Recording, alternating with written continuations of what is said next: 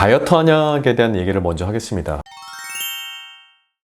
다이어트 한약은 어떤 효과가 있냐면, 많은 사람들이 이걸 식욕만 조절해 준다고 생각하는 경우가 있는데, 물론 식욕을 조절해 주는 것도 굉장히 중요한 효과 중에 하나죠. 그러면 식욕을 어떻게 조절해 주는 거냐? 다이어트 한약 같은 경우에는 먹고 나면은 신진대사를 활성화 시켜주는 거예요. 마치 우리 몸이 운동한 것처럼 만들어주는 겁니다. 그래서 먹고 나면 더워지고 열이 나고 막 땀이 나고 심장이 막 빨리 뛰고, 마치 우리가 운동하고 난 다음에 나는 그런 작용들, 이런 효과, 반응들이 나타나게 되는 거예요. 그러면서 이제 식욕이 떨어지는 겁니다. 그래서 단순히 식욕만 줄이는 것이 가장 궁극적인 목표가 아니라, 신진대사를 활성화시켜서 내 몸에 있는 에너지를 소모시키고 칼로리를 소모시키고 체지방을 분해시키고, 그러면서 식욕 조절까지 같이 하는 이런 반응을 기대하는 게 다이어트 한약의 진정한 효과라고 생각하시면 좋겠습니다. 다이어트 한약에 두 가지 종류의 단계가 있습니다. 그러니까 편하게 해서 1단계, 2단계 이렇게 표현을 하는데, 그럼 두 가지는 어떤 효과의 차이가 있는 거냐? 두 가지의 한약 구성은 비슷해요. 어떤 방향으로 이제 처방이 되어 있느냐면은, 이제 신진대사를 활성화시키는 그런 작용의 약제, 그 다음에 우리 몸의 체내에 살이 찌게 되면 아무래도 우리 몸에 독소가 많이 끼게 됩니다. 이거를 디톡스 한다 이렇게라도 표현하는데, 말 그대로 우리 체내에 있는 노폐물들을 배출시키는 역할, 그런 약재들을 사용하죠. 그럼 그런 약재들을 사용하면 우리가 몸이 잘 붓는 사람들도 붓기나 이런 것들이 좀 빨리 빠지는 효과를 기대할 수 있을 거고요. 단순히 이제 살이 빠지는 작용뿐만이 아니라, 뭔가 몸을 비워낼 때는 체력적으로 떨어질 수 있기 때문에 이런 부분을 보완해주는, 그 다음에 체력적으로 좀 영양분을 보완해주는 이런 약재들도 같이 구성이 되어 있기 때문에, 뺄 건 빼주고 그 다음에 보충해줄 건 보충해주고, 이런 방향으로 이제 밸런스가 잡혀 있는 건데, 단계에 따라서 단계가 왜 나눠져 있냐면, 신진대사를 활성화시키는 그 강도가 좀 차이가 나는 겁니다. 내 몸을 강하게 돌려가지고 운동 효과를 더 많이 느끼게 할 거냐, 아니면 내 몸을 좀 부드럽게 돌리면서 적정한 이제 강도로 몸을 신진대사를 활성화시킬 것이냐, 이런 차이가 바로 1단계, 2단계의 차이라고 생각하시면 됩니다. 질병이 있는 사람이 그럼 다이어트 한약을 먹어도 되냐라는 질문은 사실 답이 정해져 있지 않아요. 왜냐면 어떤 질환이냐에 따라 달라지기 때문인데, 일반적으로 우리가 혈압이 좀 있다, 소화불량이 있다, 이제 이렇게 많이들 갖고 있는 성인병 정도 같은 경우에는, 우리가 성인병 치료할 때 병원에서도 뭐라고 하죠? 살 빼라고 얘기하잖아요. 그러니까 다이어트 한약을 먹는 것 자체가 큰 무리가 되지는 않고, 오히려 다이어트 한약으로 살을 빼주는 게 그런 어떤 성인병, 대사증후군 이런 것들을 관리하는 데 있어서 훨씬 더 효과적이겠죠. 다만 내가 어떤 중증 질환을 가지고 있다, 혹은 특이한 알레르기 질환을 가지고 있다라고 한다면, 이 부분은 한 번쯤은 상담을 받아보시는 필요가 있습니다. 그러니까 내가 이런 질환이 있는데 이게 다이어트 한약을 먹어도 되는지 되지 않는지, 이 부분은 직접 상담을 받아봐야지 답변을 드릴 수 있는 부분이라는 점은 좀 양해를 부탁드리겠습니다. 하지만 그 외에 중증질환이나 특이 알레르기가 아니다라고 한다면, 사실 다이어트 한약을 먹는 것 자체는 크게 몸에 무리가 되지는 않습니다. 자, 그러면 내가 다이어트 한약을 먹을 때 1단계를 먹어야 될까, 2단계를 먹어야 될까, 사실 그거는 이제 보통 한의사가 처방을 해주기 때문에 이제 그대로 따라가시면 되는데, 내가 1단계가 적합한 사람인지 2단계가 적합한 사람인지 확인하는 방법은 있습니다. 일단 내가 카페인 예민도가 심하다. 내가 그 카페인을 먹으면 우리가 가슴이 막 두근두근하고, 예민한 사람들은 잠 못 자고 이런 반응이 나타나죠. 그런 사람들을 카페인 예민도가 좀 높은 사람이라고 얘기하는데, 이런 사람들은 다이어트 한약을 먹었을 때 그 반응이 더 크게 오는 경우들이 많아요. 그래서 이런 사람들은 1단계로 부드럽게 시작하는 걸 추천드리고, 나는 그런 걸 먹어도 크게 무리가 없다더라, 난 예민도가 그런 게 없어서 커피 먹고 잘 자고 두근거리거나 이런 것도 전혀 없다라고 하는 사람들은, 카페인 예민도가 강한 사람들이죠. 이런 사람들은 다이어트 한약도 좀 강하게 써도 몸에서 크게 무리가 없이 받아주는 경우가 많습니다. 그래서 이런 분들한테는 일반적으로 2단계를 처방하는 것도 있고요. 그 다음에 내 감량 목표에 따라서도 좀 달라요.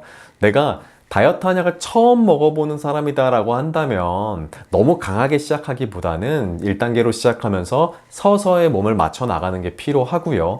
내가 예전에 다이어트 한약이나 다이어트 관련 제품들을 먹어본 사람이다 라고 한다면, 당연히 조금 더 강하게 어떤 강한 자극으로서 살을 빼길 원할 테니까 2단계로 시작하는 것도 괜찮은 방법입니다. 다만 그 약에 의존하는 거는 굉장히 안 좋은 상태입니다. 무슨 얘기냐면은 다이어트 한약이라고 해서 무조건 센 거 주세요. 센 걸로 내 몸을 강하게 쥐어짜서 내가 빠르게 살 뺄래요. 이렇게 얘기하시는 분들이 있어요. 근데 그 방법은 내가 다이어트 한약 먹으면서 살 빼고 나중엔 요요 올게요 라고 얘기하는 것과 다른 게 아닙니다. 무슨 얘기냐. 자, 좋은 점이 있으면 항상 나쁜 점이 있을 수 있잖아요. 내가 다이어트 한약을 통해서 신진대사를 늘리고 식욕을 조절해가지고 식사량도 줄이고 이렇게 했잖아요. 그럼 약을 강하게 쓰면 어떻게 되는 거죠? 그만큼 신진대사가 더 강하게 나타나고 식욕도 더 떨어진단 말이에요. 그러면서 나 배 하나도 안 고프네. 그럼 식사량을 내가 예전에 하루에 3끼 먹던 사람이 하루에 1끼 먹거나 심한 경우에는 하루에 1끼도 안 먹는 분들도 있습니다.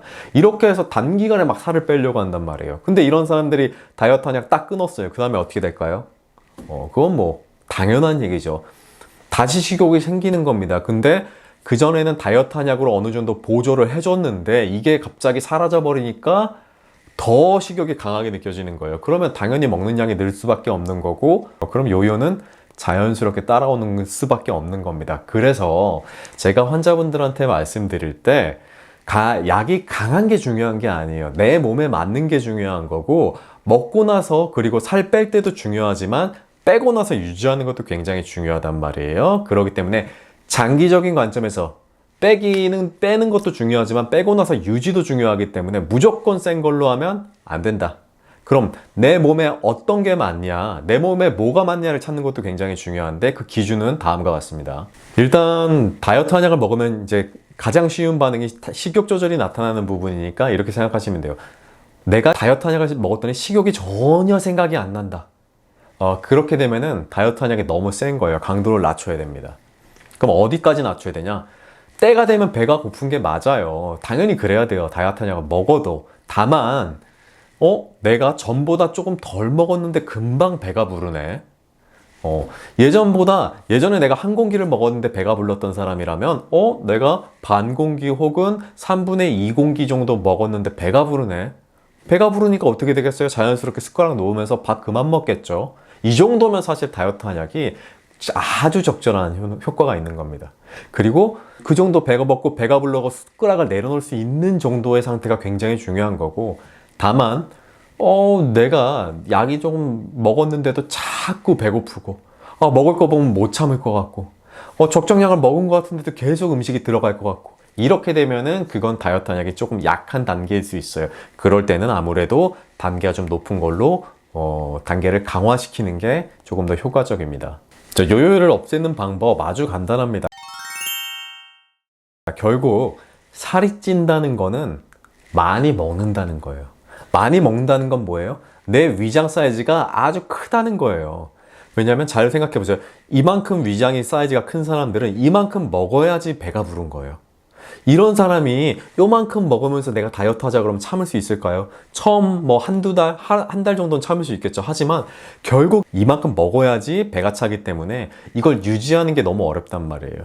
그럼 요요가 안 오게 하려면 결국 위장 사이즈가 줄어들어야 된다는 얘기입니다. 위장 사이즈가 이만한 사람은 어떻게 돼요? 이만큼만 먹어도 금방 배부르잖아요. 그러면 유지하기가 수월해지는 겁니다. 음식 관리도 수월해지는 거죠. 그러면 위장을 어떻게 줄이냐? 위장을 줄이는 방법은 아주 간단합니다. 위장은 탄력성이 있기 때문에 먹는 양이 늘어나면 위장이 느는 거고, 먹는 양을 계속 줄이다 보면 위장이 줄어들게 됩니다. 위장이 줄어드는데 일반적으로 한 30일에서 40일 정도에 걸린다고 얘기를 해요. 그러니까 어떻게 돼요? 3, 40일 정도면 내가 식단을 요 정도 먹는 걸로 조절을 할 수 있다면 내 위장 사이즈도 보통 요 정도로 줄어져 있기 때문에 그 이후에는 이제 음식을 양을 조절하는 게 굉장히 수월해질 수 있단 말이에요. 그러면 이렇게 양을 줄일 때까지 어떻게 참아요? 이거 너무 힘들어서 저는 음식 못 참는단 말이에요. 어떻게 참아야 됩니까? 사실 그래서 그럴 때 이제 다이어트 한약을 처방해 드려가지고 음식을 조절하기 수월하게끔 만들어 드리는 거고, 내가 다이어트 한약을 먹으면서 음식 조절해서 위장 사이즈 이렇게 줄여놨다. 그 다음부터는 다이어트 한약을 안 먹어도 내가 식단 관리가 가능한 거고, 그렇게 해서 다이어트 요요가 없이 유지를 시키는 겁니다. 결국은 뭐다? 내 위장 사이즈를 얼마나 잘 줄여놓냐, 이걸 얼마나 유지할 수 있게끔 만들어 놓냐가 요요가 오지 않게끔 만드는 가장 중요한 방법이라고 생각하시면 됩니다. 살 잘 빼는 방법 많이 물어보시는데 이래요. 저 운동을 잘 못하는데 살 빠질까요? 그러면은 밥을 줄여야 될까요? 칼로리를 계산해야 될까요? 운동은 어떤 게 좋은가요? 막 여러 가지가 많이 물어봐요. 자, 제가 말씀드리고 싶은 건 왕도는 없습니다. 무슨 얘기냐? 쉬운 건 없어요. 내가 살 빼는 게 굉장히 어려워요. 살 빼려면 여러 가지 조건들이 있어요. 식단도 당연히 관리를 해야 되고, 내가 식단 관리했으면 운동도 어느 정도 해주면 당연히 살이 잘 빼지는 거고, 그리고 마지막으로 컨디션 관리도 굉장히 중요한 거예요. 내가 자꾸 아프거나 컨디션이 떨어지거나 이러면 살 빠지는 속도가 떨어지거든요. 자, 그렇기 때문에 살을 쉽게 빼는 방법은 없어요. 다만 살을 제대로 빼는 방법은 있는 겁니다. 제대로 빼는 방법은 방금 말씀드린 것처럼 이 세 가지 방법을 꾸준하게 유지하는 거고요. 자, 그럼 세 가지 방법을 어떻게 유지하는 게 수월하냐? 식단은 칼로리 계산하지 마세요. 지금 칼로리 계산하는 게 아니라 결국은 어떻게 된다? 먹는 양이 중요하다. 일정 양을 먹는 거다. 그래서 항상 제 시간에, 제때 적정량을 먹게끔 관리한다가 1번입니다. 그 정도 해주시면 충분해요. 자, 두 번째, 그럼 운동은 뭘 해야 되나요? 근력 운동을 해야 되나요? 유산소 운동을 해야 되나요? 사실 둘 다 장단점이 있어요. 그렇지만 이제 둘 다 사실 해야 되는 건 맞는데 일단 어떤 운동이든 해라. 사람들은 보면 운동을 안 하면서 자꾸 무슨 운동 해야 되냐고 물어보거든요. 유산소건 근력 운동이든 괜찮아요. 뭐라도 하시면 됩니다. 일단 하세요. 물론 유산소가 조금 더 주가 되는 게 필요하고 처음에 유산소를 시작했다가 나중에 근력 운동으로 넘어가야 되겠지만 어떤 운동이든 일단 운동하는 습관을 들여놓는다 굉장히 좋고, 그러면 운동은 일주일에 최소 5일 이상 하는 게 좋겠죠. 하루에 한 번 할 때 지속 시간이 40분에서 1시간 정도는 하는 게 좋습니다. 그럼 저는 운동 못하는데 어떡하죠? 저는 일해야 돼가지고 바빠서 시간 없어서 운동 못하는데 어떡하죠? 그러면 어쩔 수 없는 거죠. 그럼 내가 할 수 있는 거 아까 세 가지 중에 뭐예요? 운동 못하니까. 그러면 음식 조절하고 컨디션 관리하고 이 두 가지로 하는 겁니다. 살 빼는 건 왕도가 없어요. 다이어트에는 왕도가 없어요. 다만 내가 주어진 환경에서 내가 할 수 있는 최선의 노력을 하는 겁니다.